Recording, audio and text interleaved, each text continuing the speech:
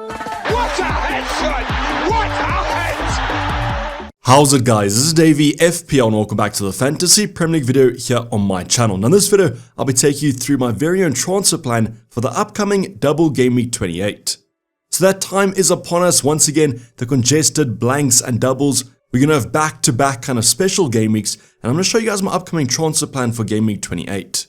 So spoiler alert here, it looks like it's going to be a potential other -8 hit. Other hits have been taken over the previous game weeks. But as we look to avoid the free hit in game week 29, the hits are almost essential. So yes, game week 28 isn't an exception, but I guess for the double game week, I don't mind taking a few hits, and I'll showcase that later in the video. First up, as always, is going to be a quick review of game week 27. We still have one game coming up tonight, which is Arsenal vs Sheffield United. So hopefully we can get a few points from that, as we already own a triple up.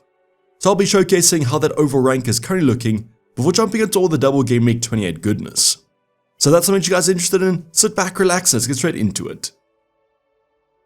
So going over a quick review of how game week 27 is currently going, as you guys can see, unfortunately, it's actually a red arrow, but more like a grey arrow, as we've dropped from 60k to 61k. It's a very kind of weird game week because the game week rank is below the 1 million mark, which usually results in a green arrow. Now in terms of game week points, 66 -4 as we took a -4 hit last week, and heading into game week 28, I've got 1 free transfer and 3.2 in the bank. So as mentioned in the introduction, one game still to come tonight. It's Arsenal vs Sheffield United. I own a triple up. Saliba, Gabriel and Saka are all in my squad, and I really hope the defenders Hall and Saka blanks. The reason I'm saying that is that Saka's effective ownership is over the 100% mark. So if you guys did go and captain him, congrats, I think that you guys should be on for a little bit of a haul. But for my own team as a non-captainer, I hope he doesn't do too much. Whereas with Saliba and Gabriel, hopefully this is the game week that the double up absolutely bangs. Defensive threat and attacking threat, hopefully. So with these three tonight, as long as Saka doesn't do too much, the green arrow should be secure. As mentioned, currently on a red arrow from 60 to 61k. So in the comments down below, how many points are you guys currently on? How's the overall rank looking? And how many players do you have coming up tonight? So I'm going to shift the focus from the starting 11 to the bench, as we did bench some points this week, mainly from Areola, who got a penalty save and a massive 9 saves. Adding the 3 extra bonus points took him to a massive 13 points, so really congrats if you guys started him. Other than him though, it's Garnacho with 2 points, and then Pedro Porro and Pau Torres, who both didn't feature. So as predicted, Garnacho didn't do too much against City. So because we benched Areola, Dubravka was our goalkeeper of choice. He got 7 points, a clean sheet plus the save point. So at least the decision was right with actually starting him. The reason I'm saying that is that obviously he kept a clean sheet whereas Areola didn't, but as with anything in FPL, it's all about luck. So if you guys did start Areola, definitely celebrate it. Just another reason to maybe not rotate goalkeepers when we do this next season, but I'm pretty happy with Dubravka's 7 points. Then completing our defensive department was Virgil van Dijk with a 6-pointer. Quite disappointed here because even though Liverpool won, all the defenders besides him basically got bonus points. Kelleher on 3, and then Bradley and Konate on 2. So don't you know what Van Dijk did to not deserve some extra bonus points? At least he got the clean sheet points. Then our midfield department, I'm going to start off with the -4 hit this week, which was going to be Bailey in. Although he only got 4 points, at least he does have a fixture in game week 29, but there might be some rotation with the European football coming back. So in this fixture, he got an assist, but also a yellow card, and that's why he's on 4 points. Actually would have liked if he did it a bit better. The other downer was the fact that Douglas Luiz actually matched him here, the exact same kind of score, 4 points, an assist and a yellow card, and with him being more nailed, he might have been the better option. But at least he did outperform Garnacho, and as mentioned, has that game week 29 fixture, and he was brought in for the injured Richarlison. Then Phil Foden had a massive performance against United, scoring 2 goals and racking up all the bonus points, a massive 15-pointer for the midfielder. So once again, just showcases that Pep just had to play him more often. We've seen this in previous seasons where his stats look good, he just has to get more game time. Now that he's getting it, he's really flourishing. So you guys will see in my transfer plan where we might actually be looking to take Phil Foden out. I know, absolutely mental after a brace, almost too good to drop. Then the final option was the original transfer in for Hwang Hee-chan. It was Heung-min Son, just really happy that he scored right at the end. So Spurs started off a little bit nervy conceding to that Eze free kick. They went on and scored 3 goals though, Son only involved in 1.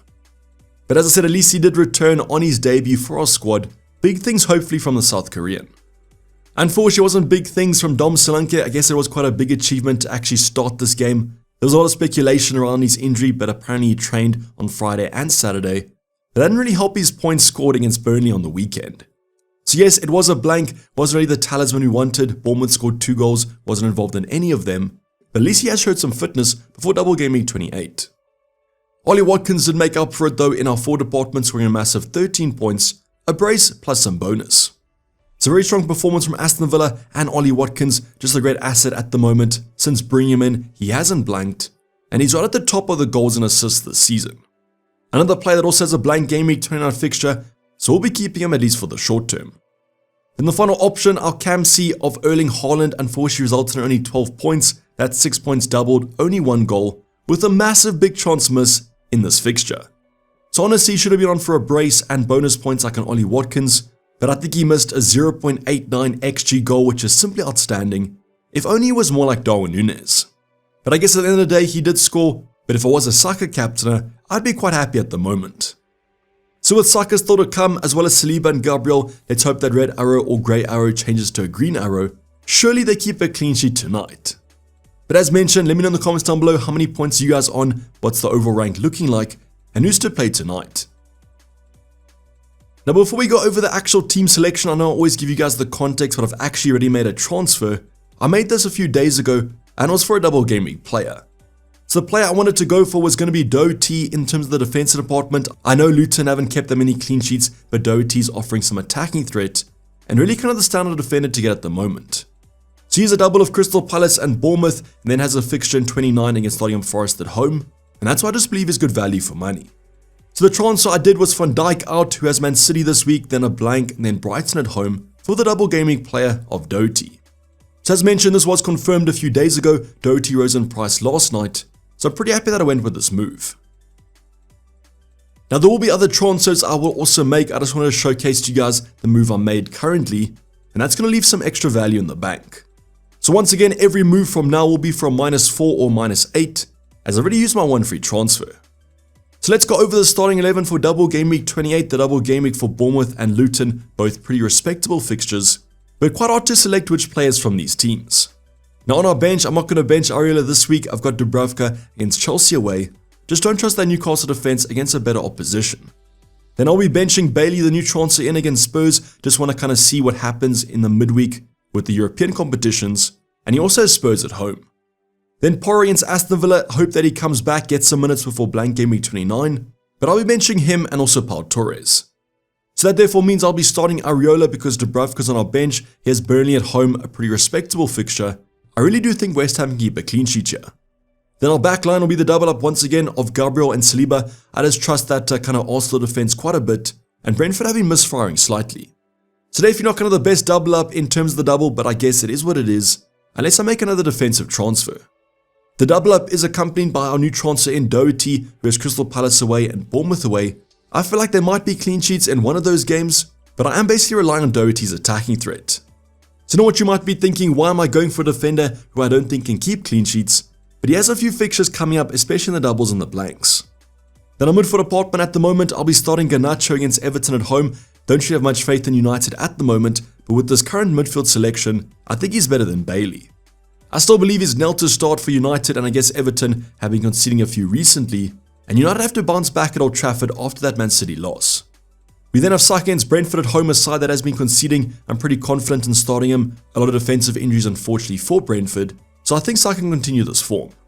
Then we have Phil Foden against Liverpool. That might be a transfer out or at least a benching. This might be a tough one to call. Who's going to win this fixture? I think the only thing historically is usually it has a lot of goals in it, which might be quite worrying if I do lose Phil Foden.